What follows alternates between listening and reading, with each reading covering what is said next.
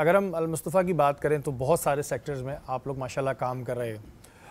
क्योंकि आप इसके बानी हैं तो ये सवाल आपसे बनता है कि इसका आइडिया कहाँ से जहन में आया? क्या ऐसी चीज़ आपने देखी कि आपने सोचा कि एक ऐसा सेंटर कायम किया जाए?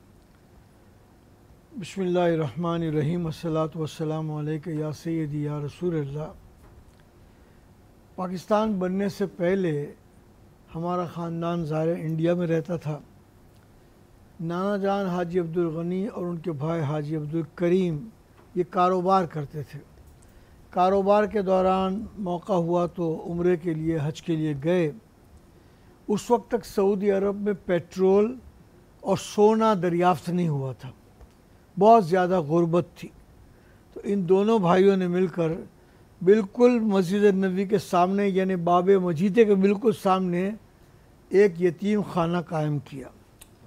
खुशकिस्मती से उसका इफ्तिताह बहुत बड़े दो हिंदुस्तान के नामों से यानी मौलाना शाह अहमद नूरानी रहमतुल्लाह अलैह के वालिद मौलाना शाह अब्दुल अलीम सिद्दीकी और मौलाना शाह अहमद नूरानी रहमतुल्लाह अलैह के ददिया ससुर, उर्दू में ददिया ससुर कहते हैं,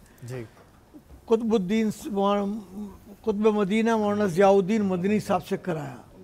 उन्होंने दोनों ने इफ्तिताह कर दिया और इफ्तिताह के बाद कहा कि जब ये मस्जिद नबी की तोसी होगी तो ये रुकावट बनेगी इमारत। तो बोला हम तो ताजिर हैं, हमने जगह खरीदी, किसी ने मना नहीं किया, हमने बना ली, अब हम क्या करें?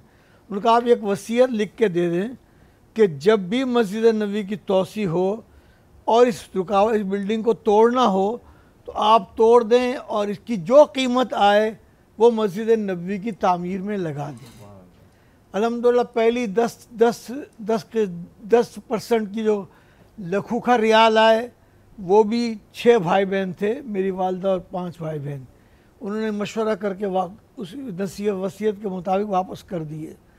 फिर इसके बाद उनको ख़त लिख दिया कि अब आइंदा 90% जो हैं वो भेजने नहीं हैं, हमारे वालिद की वसीयत के मुताबिक मस्जिद नबी की तामीर में लगा दें। तो मैं जब जाता हूँ वहाँ बैठता हूँ, ये बैकग्राउंड में वालदा से भी, वालदैन से भी, खालाओं से भी, मामुओं से भी सुनता था।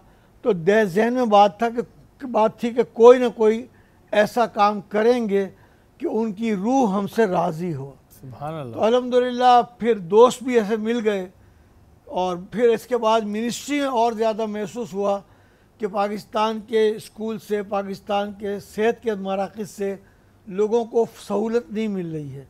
तो फिर इरादा किया और चूँकि बैकग्राउंड सारा मदीने का था तो अल-मुस्तफ़ा वेलफेयर सोसाइटी के नाम से ये इदारा कायम कर दिया। अल्लाह ताला और ज़्यादा हिम्मत अता फरमाए। क्या खूबसूरत नाम। और दूसरी बात फिर जो इन्होंने मुझे आज थोड़ी डिटेल बताई है कि मस्जिद नबी की तामीर तक में हिस्सा है, इससे बड़ा तो मैं कहता हूँ कोई सादत किसी मुसलमान के लिए हो नहीं सकती। तो हाजी साहब कितना अरसा हो गया है अल-मुस्तफ़ा को काम करते हुए? अल्हम्दुलिल्लाह ये 40वां साल है। अरे माशाल्लाह, 1983 में बना, 40वां साल है। और ऐसा नहीं कि ये सिर्फ कराची में है, ये सिर्फ गुलशन इकबाल में है। कराची के तमाम मशहूर इलाक़ों में जैसे औरंगी, कोरंगी वगैरह, लियाकताबाद, सुरजानी वगैरह सब जगह, शाह फैसल कॉलोनी, मलिर, एक तो ये और दूसरे पाकिस्तान के हर सूबे में मौजूद है। उसकी आसानी की वजह यह है कि 1968 में चंद दोस्तों ने मिलकर एक अंजुमन तलबा इस्लाम बनाई थी जिसका पहला प्रेसिडेंट मैं था।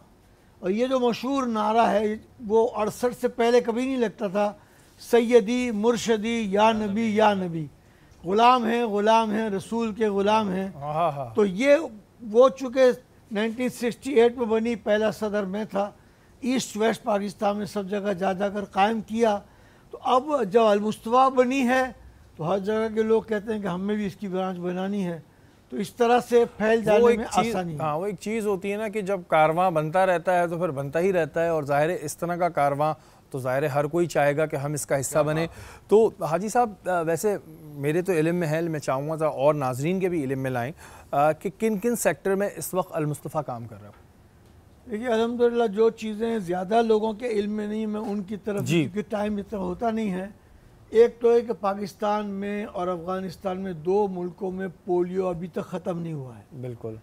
57 में से 55 इस्लामी मुल्क यही क़तरे पिलाते हैं, यही वैक्सीन लगाते हैं और वहाँ ख़त्म हो चुका है।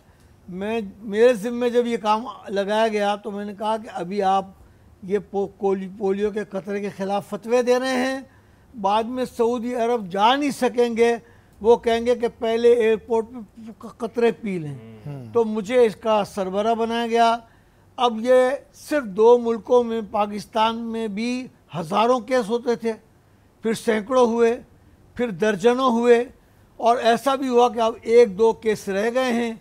3 मरतबा रोटरी क्लब इंटरनेशनल के प्रेसिडेंट महज पाकिस्तान पोलियो ख़त्म कर रहा है तो वो मुझसे मिलने के लिए आए हैं और तीनों मरतबा उन्होंने मुलाकात करके मुझे शील्ड पेश की कि अल्लाह ताला ने आपको तौफीक दी, इसको आप ख़त्म करें। सुभान अल्लाह। दूसरा ये है कि मिसाल के तौर पर बच्चे हैं, ये हमारा यतीम खाना, उसको हम यतीम खाना नहीं कहते, माई होम अल मुस्तफ़ा, यतीम बच्चों को शहज़ादा कहते हैं और उनको बेहतरीन किस्म की पिकनिक्स पर भी ले जाते हैं, इंग्लिश मीडियम में उनको पढ़ाते हैं। और अल्हम्दुलिल्लाह कल वहाँ तरावी ख़त्म था तो पढ़ने वाले भी सारे यतीम बच्चे थे जिनको शहज़ादा कहते हैं और पढ़ाने वाले 4 बच्चे भी हाफिज़ थे, 20 में से 4 जो थे उन्होंने पढ़ाया था। तो ये एक दूसरा शोबा है। अब उसके बराबर में ही अल्लाह के एक नेक बंदे ने जगह दे दी, कितनी, 15,000 गज़ माशाल्लाह। उस पर बच्चियों का यतीम खाना जो है उसकी तामीर शुरू हो चुकी है। अल्लाह की ज़ात से कभी उम्मीद है कि अगले रमज़ान से पहले वो बच्चियों का भी पूरा हो जाए।